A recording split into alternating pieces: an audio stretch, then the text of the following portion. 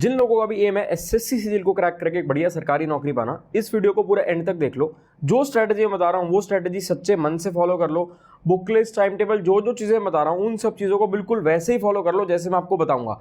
आपकी सिलेक्शन कोई रोक नहीं पाएगा। अगर आपने सच्चे मन से तैयारी कर ली ना तो आपकी सिलेक्शन पक्की हो जाएगी। 6 महीने का स्टडी प्लान बनाऊंगा, सेक्शन वाइज और मंथ वाइज हर चीज डिटेल में डिस्कस करूंगा, एक एक पॉइंट आपको समझाऊंगा। 6 महीने सिर्फ आप पढ़ाई को दे दो, आपकी सिलेक्शन पक्की हो जाएगी। कोई रोक नहीं पाएगा आपको एसएससी सीजीएल क्रैक करने से। नए व्यूअर्स को अपनी इंट्रोडक्शन दे देता हूं। मेरा नाम निशांत कपूर है। मैंने एसएससी सीजीएल अपने फर्स्ट अटेम्प्ट में ही क्रैक करके, जो मेरी ड्रीम पोस्ट थी यानी कि जीएसटी एंड कस्टम्स इंस्पेक्टर, जिसको पहले सेंट्रल एक्साइज इंस्पेक्टर भी बोलते थे, दिल्ली जोन में, वो पाई थी। इसी के साथ साथ एसएससी सीपीओ भी मेरा फर्स्ट अटेम्प्ट में क्लियर हुआ था। बहुत अच्छा स्कोर था, टियर 1 दिया था। टियर 1 के बाद मैं टियर 2 देने गया नहीं था उसमें, क्योंकि मेरा मेन एम सीजीएल ही था, तो मैं वहां की सीट खराब नहीं करना चाहता था। जिन लोगों को एसएससी सीजीएल के बारे में ज्यादा डिटेल्स में नहीं पता या कुछ भी डाउट है सीजीएल से रिगार्डिंग, तो मेरी ये वाली वीडियो देख लेना। पहले जो वीडियो भी चल रही है इसको पूरा एंड तक देखो, उसके बाद ये वीडियो देख लेना। मैं लिंक आपको डिस्क्रिप्शन में दे दूंगा। एक एक डाउट क्लियर हो जाएगा, सब पता चल जाएगा कि सीजीएल से क्या नौकरियां लगती हैं, कैसे लगती हैं, मतलब जो जो भी डाउट्स आपके मन में आ सकते हैं वो सारे के सारे डाउट्स क्लियर हो जाएंगे। तो अब अगर हम बात करें सीजीएल के एग्जाम पैटर्न की, तो सीजीएल में टियर 1 होता है और टियर 2 होता है। टियर 1 क्वालिफाइंग इन नेचर होता है और टियर 2 मेरिट होता है। टियर 2 के बाद आपका डीवी, फिजिकल, मेडिकल, वो सब चीजें होती हैं। तो जो टियर 1 क्वालिफाइंग इन नेचर है उसमें 4 सेक्शन आते हैं: maths, English, reasoning, GK. Maths, reasoning, English, GK चारों सेक्शंस में 25-25 सवाल पूछे जाते हैं और हर सवाल 2-2 नंबर का होता है। यानी कि टोटल पेपर 200 नंबर का होता है। टोटल पेपर में 100 सवाल होंगे और टोटल पेपर होगा 200 नंबर का। 1 घंटे का पेपर होगा और नेगेटिव मार्किंग होती है 0.5 मार्क्स की। इसके बाद अगर आप इसको क्वालिफाई कर लेते हैं तो आप टियर 2 देंगे, जो कि मेरिट बेस्ड है, जिसको मेंस भी बोलते हैं। उसमें भी ये 4 सेक्शंस आते हैं। इसके साथ साथ उसमें कंप्यूटर भी आता है और टाइपिंग टेस्ट भी आता है। मैथ्स और रीजनिंग होता है सेशन 1। इसके लिए आपको 1 घंटा मिलेगा। मैथ्स के भी 30 सवाल होंगे, रीजनिंग के भी 30 सवाल होंगे। हर सवाल 3 नंबर का होगा, यानी कि 90 नंबर की मैथ्स और 90 नंबर की रीजनिंग। उसके बाद इंग्लिश और जीके, ये आपका सेशन 2 होगा। ये भी 1 घंटे का होगा। इंग्लिश में 45 सवाल होंगे, यानी कि टोटल इंग्लिश होगी 135 नंबर की। जीके में 25 सवाल होंगे, यानी कि जीके होगी 75 नंबर की। 1 और 1 2 घंटे, यानी कि टोटल 2 घंटे का पेपर होगा और टोटल 390 नंबर का पेपर होगा। इसके बाद जो आपका कंप्यूटर टेस्ट होगा वो उसमें 20 सवाल पूछे जाएंगे। हर सवाल 3 नंबर का होगा, यानी कि टोटल 60 नंबर हो गया। 15 मिनट मिलेंगे। और उसके बाद जो टाइपिंग टेस्ट होगा उसके लिए भी आपको 15 मिनट मिलेंगे। ये क्वालिफाइंग होता है। जो टियर 2 में मैथ्स, रीजनिंग, इंग्लिश और जीके टियर 2 में आ रही हैं, ये सब कुछ मेरिट बेस्ड होता है, यानी कि इसके मार्क्स के बेसिस पर आपको आपकी रैंक मिलती है। आपको पता चलता है कि आपको क्या रैंक मिली, कितने नंबर आए, कौन सी आपको नौकरी मिलेगी। और इसमें जो नेगेटिव मार्किंग होती है वो 1 नंबर की होती है, यानी कि अगर सवाल सही होता है तो 3 नंबर मिलेंगे, लेकिन अगर सवाल गलत हो जाता है तो 1 नंबर आपका कट जाए। देखो, टियर 1 और टियर 2 में कोई बहुत ज्यादा मेजर डिफरेंस होता नहीं है। हालांकि टियर 1 क्वालिफाइंग इन नेचर हो चुका है, लेकिन हम टियर 1 में भी अपनी प्रिपरेशन ऐसी करके चलेंगे कि हम मानकर चलेंगे कि ये मेरिट ही है, क्योंकि टियर 2 में भी वही सारी चीजें आ रही हैं, कुछ भी अलग नहीं आ रहा। सिर्फ कॉन्सेप्ट्स का थोड़ा सा फर्क हो सकता है। टियर 1 में हो सकता है एक सवाल में एक ही कॉन्सेप्ट लगे और टियर 2 में हो सकता है उसी एक ही सवाल में 2 अलग अलग चैप्टर्स के कॉन्सेप्ट यूज हो। तो हम अपनी प्रिपरेशन ऐसे लेकर चलेंगे कि हम पूरा टियर 1 टियर 2 सबकी तैयारी एक साथ कर रहे हैं। अब हम सेक्शन वाइज बात कर लेते हैं। सबसे पहले हम बात करेंगे मैथ्स की। स्टेप बाय स्टेप एक एक चीज डिस्कस करते चलेंगे। देखो, मैथ्स ऐसा सेक्शन है, ऐसा सब्जेक्ट है जिससे बहुत सारे लोग डरते भी हैं और बहुत सारे लोगों को मैथ्स अच्छा भी लगता है। तो हम ये मानकर चलेंगे कि आप डरते हैं मैथ्स से और आपको मैथ्स अच्छा नहीं लगता, तो आपको कैसे तैयारी करनी है। तो ऑटोमेटिकली जिनको अच्छा लगता है मैथ्स, उनकी तो और अच्छी हो जाएगी तैयारी। देखो, सबसे पहले अगर हम स्टेप बाय स्टेप बात करें, सबसे पहले आप जहां से भी पढ़ रहे हैं, चाहे आप किसी भी कोचिंग इंस्टीट्यूट से पढ़ रहे हैं या किसी भी यूट्यूब चैनल से पढ़ रहे हैं, वहां से आपको पढ़ना है चैप्टर वाइज। जो मैं आपको सीक्वेंस बता रहा हूं, आपको इसी सीक्वेंस में पढ़ना है। सीक्वेंस चेंज मत करना, कोशिश करना जो मैंने सीक्वेंस दिया है इसी सीक्वेंस से आप लोग पढ़ो। वहां से पढ़ने के बाद, ट्रिक सीखने के बाद आपको आपके नोट्स बनाने हैं। देखो, जैसे ये मेरे नोट्स के रजिस्टर है, ये मेरे अलग अलग सेक्शंस के सारे रजिस्टर आपको सारे दिखा दूंगा। ये मैथ्स के टोटल मेरे कई सारे रजिस्टर थे। ये पहला रजिस्टर था, यहाँ से मेरा मैथ स्टार्ट हुआ। तो इसमें मैंने क्या किया, जो चैप्टर मैंने पढ़ा वो चैप्टर पढ़ने के बाद चैप्टर वाइज नोट्स बना दिए। देखो, जैसे सबसे पहले परसेंटेज पढ़ा तो परसेंटेज के नोट्स बनने स्टार्ट हो गए। तो नोट्स बनाने के बाद क्या करना है, नोट्स बनाने के बाद जब आप अगला चैप्टर स्टार्ट करोगे, अगला चैप्टर स्टार्ट करने से पहले 10 से 15 शीट्स आप छोड़ देना। जैसे पहला चैप्टर आपने परसेंटेज पढ़ा, परसेंटेज के बाद जो आप नेक्स्ट चैप्टर पढ़ोगे उससे पहले 10 से 15 शीट्स छोड़नी है। वो किस लिए छोड़नी है आपको अभी आगे बताऊंगा। नोट्स बनाने के बाद आपको प्रैक्टिस करनी है किताब से। किताबें रखेंगे बिल्कुल लिमिटेड, कम से कम किताबें रखेंगे, बिल्कुल बेसिक सेट ऑफ बुक्स रखेंगे, बहुत ज्यादा भंडार नहीं लगा लेंगे, कम से कम बुक से पढ़ के मैक्सिमम स्कोर करने की कोशिश करेंगे। तो नोट्स बनाने के बाद प्रैक्टिस कहां से करना है, प्रैक्टिस करना है इस किताब से। आप कहोगे भाई ये किताब तो मार्केट में मिलती ही नहीं है, कौन सी किताब आप दिखा रहे हो, सन 47 की किताब है, मतलब बहुत पुरानी किताब है। तो ये वो किताब है जिस किताब से मैं खुद पढ़ा था, जब मैंने तैयारी करी थी, अपनी प्रिपरेशन करी थी, तो मैं पढ़ा था। अब आज की डेट में जो ये किताब है वो किताब ऐसी हो गई है क्योंकि उसमें क्वेश्चंस ऐड हो गए हैं, तो क्वेश्चंस ऐड होके ये किताब बन गई है। तो आपको पढ़ने के बाद, नोट्स बनाने के बाद यहाँ से वो वाला चैप्टर प्रैक्टिस करना है, एक एक सवाल प्रैक्टिस करना है, कोई भी सवाल स्किप नहीं करना। ऐसा नहीं करना कि एक सवाल पढ़ रहे हो फिर 2 सवाल छोड़ के फिर अगला सवाल प्रैक्टिस करो, नहीं। अभी आप लोगों के पास समय है, समय को यूटिलाइज करना है और एक एक सवाल प्रैक्टिस करना है। इसके बाद अगर आप एडिशनल एक और किताब से पढ़ना चाहें, वो आपकी मर्जी है, मतलब इस किताब से तो पढ़ना ही पढ़ना है। ये है क्विकर मैथ्स एम टायरा। इससे अगर आप पढ़ना चाहें, आपको लगे कि आपके पास समय है और आप पढ़ सकते हैं, आप अफोर्ड कर सकते हैं, तो आप पढ़िए, नहीं तो कोई बहुत ज़्यादा ज़रूरी नहीं है इससे पढ़ना। इससे पढ़कर बस कुछ ऐसी चीज़ें हो जाती हैं जो कुछ आपको थोड़ी सी डिफरेंट चीज़ें सीखने को मिल जाती हैं, नहीं भी पढ़ेंगे तो भी काम चल जाएगा।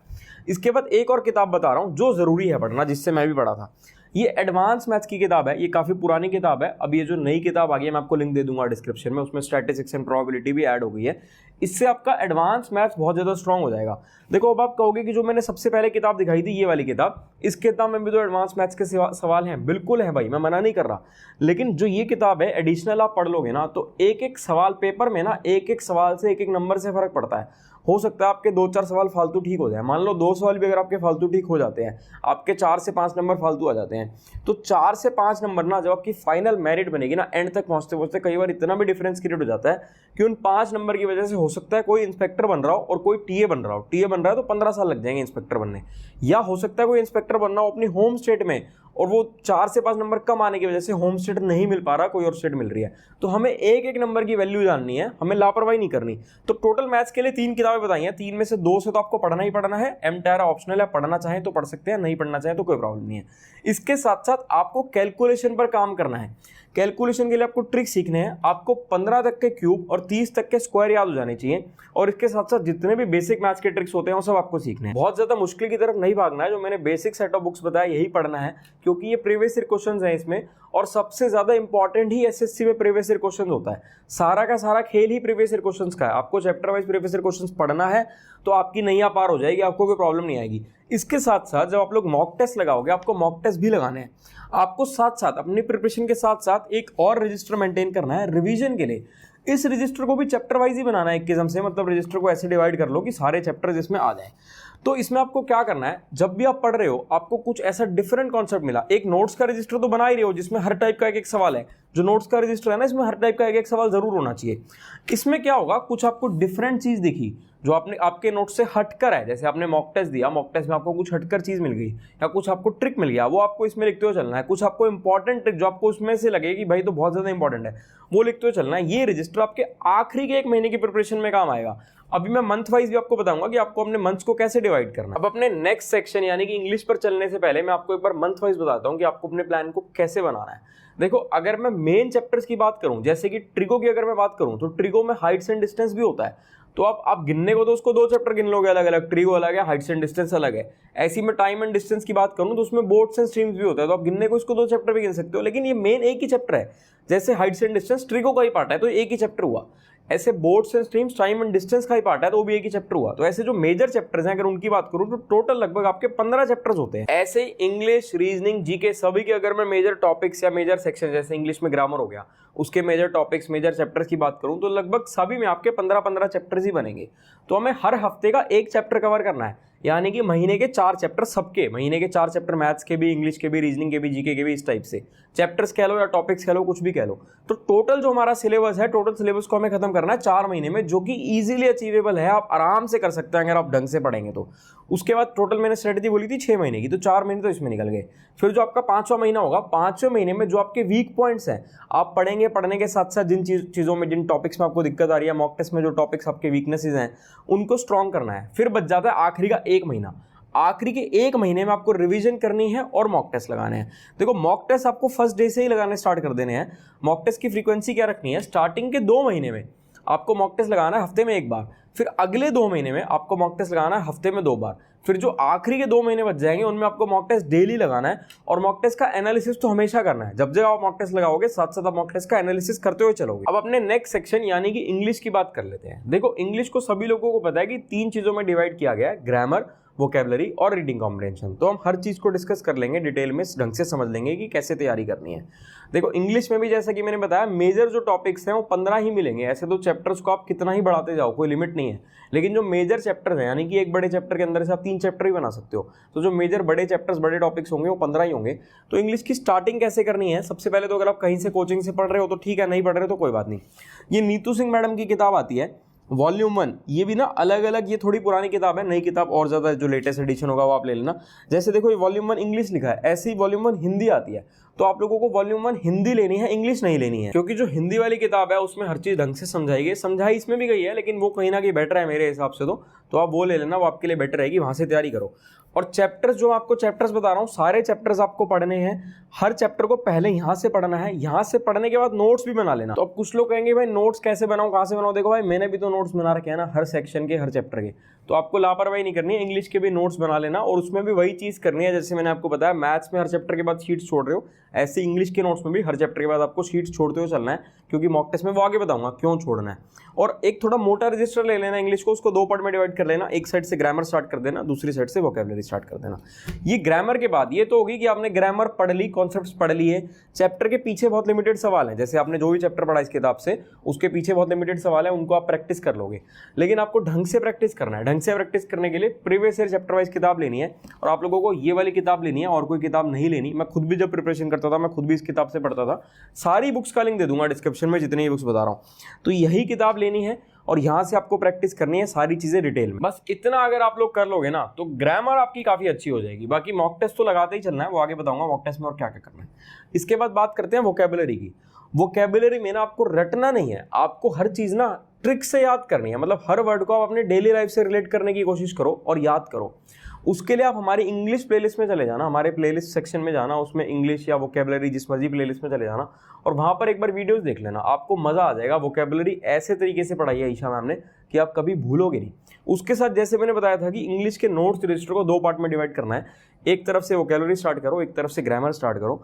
तो वोकैबुलरी में जो जो वर्ड्स हैं आप नोट डाउन करते जाओ ताकि आपके बाद में रिवीजन के काम आए। साथ में कोई किताब लेना चाहो तो कोई किताब भी ले लेना वोकैबुलरी के लिए। इसके साथ साथ जब आप लोग मॉक टेस्ट लगाओगे ना तो देखो मॉक टेस्ट में जो भी वोकैबुलरी से रिलेटेड सवाल आएगा उसमें एक तो सही आंसर होगा, बाकी के 3 गलत होंगे। तो जो गलत वाले वर्ड्स हैं ना उनके भी मीनिंग समझते हुए चलो और अपने इस रजिस्टर में नोट डाउन करते हुए चलो, यानी कि हर वर्ड का मीनिंग समझो हिंदी में, देसी भाषा में, ताकि आप लोग ट्रिक्स बना सको, आप कहानियों के साथ रिलेट कर सको और कहानियों की तरह से रिलेट करके आपको सारे वर्ड्स याद करने हैं, क्योंकि ऐसे इतने वर्ड्स हैं, इतनी वोकैबुलरी इतनी ज़्यादा वास्ट है कि अगर आप ऐसे रटने लग गए ना तो आप भूल जाओगे, आपकी बात बन नहीं पाएगी। इसके बाद अगर रीडिंग कॉम्प्रिहेंशन की बात करें, उसके लिए रीडिंग हैबिट बढ़ानी है। जो लोग न्यूज़पेपर पढ़ना चाहे पढ़ लेना, लेकिन मैं अपनी हर वीडियो में बताता हूँ कि मैं खुद न्यूज़पेपर पढ़ना रिकमेंड नहीं करता, क्योंकि वो बहुत ज़्यादा टाइम कंज्यूमिंग लगता है। उसकी जगह मैं कहता हूँ फ़ोन में कोई भी एक न्यूज़ की ऐप डालो, जैसे मैंने अपने फ़ोन में इन शॉर्ट्स डाल रखी है, तो आप उसको पढ़ो। उसमें जब भी आपका कोई लेजर टाइम है, आप कहीं ट्रैवल कर रहे हो, कहीं भी बैठे हो, किसी की वेट कर रहे हो, मतलब उसके लिए अलग से समय नहीं निकालना। जब भी आपका खाली समय आप उसको पढ़ोगे, रीडिंग इंप्रूव होगी, नए नए वर्ड सीखने को मिलेंगे, वोकैबुलरी भी इंप्रूव होगी इसके साथ साथ। बाकी जो किताब बताई है वहां से प्रैक्टिस करते ही चलना है और मॉक टेस्ट लगाते हुए चलना है, क्योंकि मॉक टेस्ट से काफी इंप्रूवमेंट होगी। अपने नेक्स्ट सेक्शन रीजनिंग पर चलने से पहले मैं आपको एक चीज बताता हूँ। बहुत सारे लोग मुझे कहते हैं सर इंपॉर्टेंट चैप्टर्स बता दो, इंपॉर्टेंट टॉपिक्स बता दो। भाई अभी ना आप लोगों के पास समय बहुत है, आपको इंपॉर्टेंट पूछना नहीं चाहिए, क्योंकि हर चीज इंपॉर्टेंट है। कुछ नहीं पता क्या सवाल आ जाए, कोई भी नहीं बता सकता। जो बता रहा है वो आपको गलत बता रहा है, वो आपको मिसगाइड कर रहा है। तो भाई मेरे हिसाब से हर चीज़ इंपॉर्टेंट है, हर चीज़ को सीखना है। जो मैं चीज़ें बता रहा हूँ, जो मैं स्ट्रैटेजी बता रहा हूँ, बुक्स बता रहा हूँ, इनको ढंग से पढ़ लोगे ना, इसके बाहर कुछ बचेगा ही नहीं। अगर आपने ये ढंग से पढ़ लिया, बार बार रिवाइज कर लिया, मेन खेल है रिवीजन का और प्रीवियस ईयर क्वेश्चंस पढ़ने का। अगर आपने इनको बार बार पढ़कर रिवाइज करते चले ना तो इससे बाहर कुछ बचेगा ही नहीं, आपको फिर एसएससी क्रैक करने से कोई रोक नहीं पाएगा। और मैं देखो कितनी लिमिटेड बुक्स बता रहा हूँ हर सेक्शन की। अब अपने नेक्स्ट सेक्शन की बात कर लेते हैं, जो कि रीजनिंग है। देखो रीजनिंग ना बहुत सारे लोगों को बहुत ईजी लगता है, तो लोग लापरवाही कर जाते हैं और इसमें गलती कर बैठते हैं। तो आपको वो लापरवाही नहीं करनी है, आपको रीजनिंग को भी ढंग से पढ़ना है, समय देना है और बिल्कुल मतलब लाइटली नहीं लेना है। तो रीजनिंग के लिए भी वही सेम तरीका मैथ्स वाला, पहले यूट्यूब से या जिससे पढ़ना है वहाँ से ट्रिक्स सीखना है, क्योंकि ट्रिक्स बहुत ज़्यादा इंपॉर्टेंट है। रीजनिंग में क्या है, रीजनिंग में वही सब है जो आप बचपन से पढ़ते आ रहे हो, बचपन से देखते आ रहे हो, लॉजिकल सोचना है बस आपको। ट्रिक्स सीखने के बाद रजिस्टर बना लेना। देखो जैसे मैंने रजिस्टर बना रखा था, अब आप कहोगे कि सर रीजनिंग का कौन बनाता है नोट्स का रजिस्टर? भाई मैंने बनाया था और मैं आपको भी रिकमेंड करूंगा कि आप भी बनाओ, क्योंकि बाद में रिवीजन के समय पे बहुत काम आती है ये चीज़ें। रजिस्टर के बाद प्रैक्टिस करना है प्रीवियस ईयर क्वेश्चन को। एसएससी में मैं बार बार बताता हूँ कि अगर आपको कम समय में पढ़ना है और मतलब बिल्कुल ऐसा करना है कि तैयारी बहुत बढ़िया हो जाए और सिलेक्शन के चांसेस बहुत ज्यादा बढ़ जाए, तो प्रीवियस ईयर क्वेश्चंस ही पढ़ने हैं, वही बेसिक किताबें पढ़नी है। तो प्रीवियस ईयर क्वेश्चन के लिए ये रीजनिंग की किताब है प्रीवियस ईयर क्वेश्चंस की, आपको यहाँ से प्रैक्टिस करने हैं सारे चैप्टर वाइज। चैप्टर्स की लिस्ट में आपको बता दूंगा, वो सारे चैप्टर्स आपको पढ़ने हैं। और इसके साथ साथ जब मॉक टेस्ट लगाते चलोगे तो मॉक टेस्ट से भी बहुत कुछ आपको सीखने को मिलेगा, उसमें जो भी कुछ डिफरेंट मिले अपने नोट्स वाले रजिस्टर में नोट डाउन करते चलो। अब इसके बाद आ जाते हैं जीके पर। जीके ऐसा सेक्शन है जो एसएससी के सभी एस्पिरेंट्स को बहुत ज्यादा दिक्कत आती है, मुझे खुद भी बहुत प्रॉब्लम आती थी, इसलिए मैंने इसको लास्ट में रखा है। पहले लोग थोड़ा कम पढ़ लेते थे क्योंकि मेंस में नहीं आता था, सिर्फ प्रीलिम्स में आता था। अभी आपका मेंस में भी आ रहा है तो इसको भी आप लोग निगलेक्ट तो कर नहीं सकते, लेकिन इसको हम समय कंपैरेटिवली थोड़ा सा कम देंगे क्योंकि कहीं ना कहीं जीके लक बेस्ड होता है। जीके में ऐसा नहीं होता, देखो मैथ्स इंग्लिश रीजनिंग में तो ऐसा है कि आपने समय दिया, आपने पढ़ा तो भाई आपके अच्छे नंबर आएंगे ही आएंगे।